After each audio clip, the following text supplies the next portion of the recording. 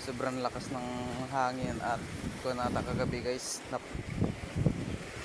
dito sinagbok sa batuan yung pambot.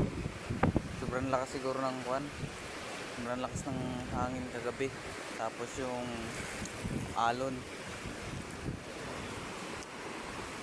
naputol yung pundo, yung tali ng pundo naputol. Ay, naputol. Sakit pala ng dagat kagabi. Yan yung nangyari, sagmok yan. Nag-aantay naman ako guys ng kuha ng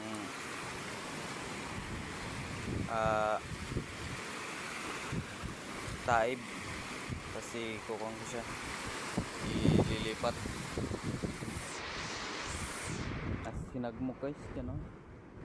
Hindi ko makakuha guys kung matano yung kuha ko, yung kasko, tapos yung ilisibuti na lang may pulin yung ulihan.